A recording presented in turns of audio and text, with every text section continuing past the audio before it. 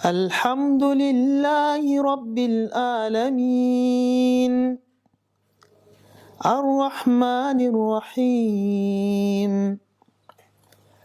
مالك يوم الدين.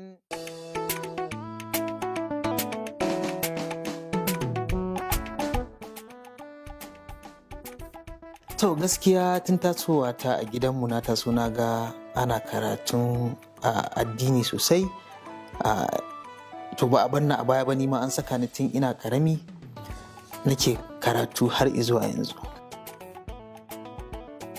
To na haddace abin da na haddace, ba haddace alkur'ani duka ba, akwai wasu 'yan izuzzuka a kaina.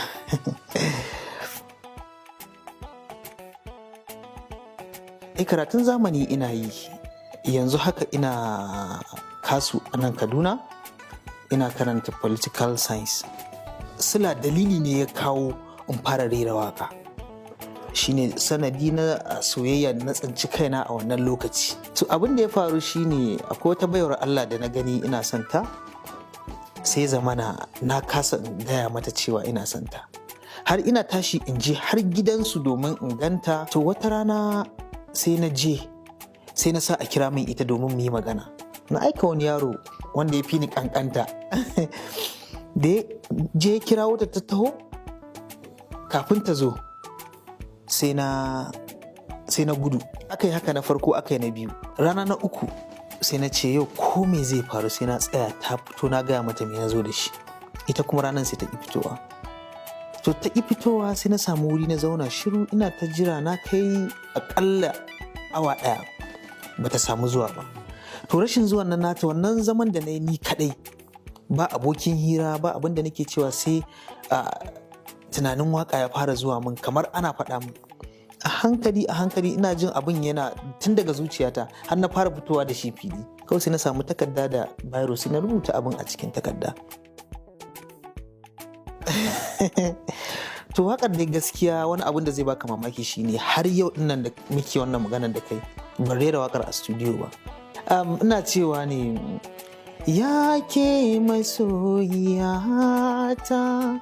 ke ce a zuciyata, ke ce farar watata, mai haska zuciyata. Wannan shine. A'a, saboda tun wannan lokacin da muke wannan rabuwar kuma ban sake neman ta ko wani abu makamancin haka ba.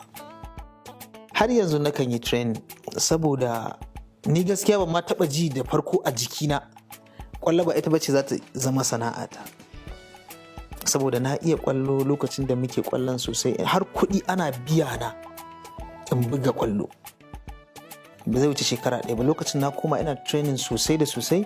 Mun zo muna buga match da wasu, ina ga bai fi minti 5 ya rage a tashi ba.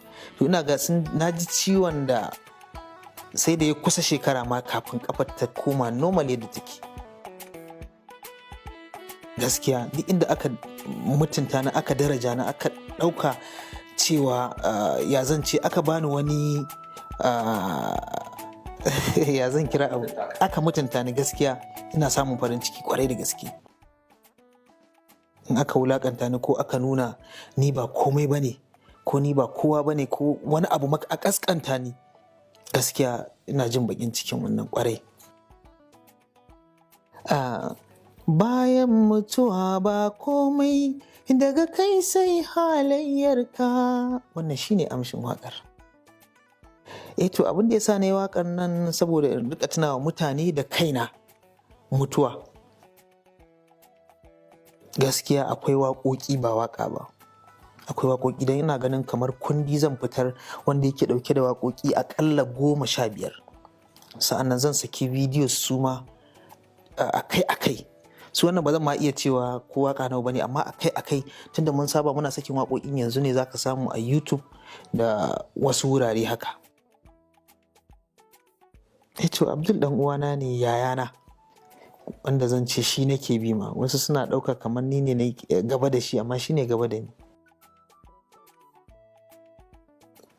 Kwarai da gaske ana yin haka. Dan ina ganin ko jiya akwai mutumin da ya gani ya tsaye da ni ya ce na kalli wani fim ɗinka kaza kaza kaza, sai na gane fim ɗin da yake nufi Abdul ne ba ni ba, sai na ce masa na gode. Saboda wani lokaci ba ma tsayawa ma mutane dogon bayani, shi ma an gan shi akan tare shi a nuna ni aka gani sai kawai ya amsa ya wuce. Matata guda ɗaya sunanta Maryam, sai kuma yarana guda biyu, akwai Aliyu akwai Hafsat. To wanda kai ƙasa-ƙasa da murya kar a ji ka. Ban shirya ba tukunna yanzu.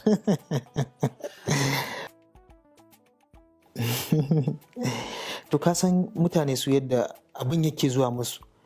Rayuwar da suke gani a fim ba ita bace ainihin rayuwa da muke gudanar da ita a zahiri. Maryam Yahaya abokiyar sana'a ta ce.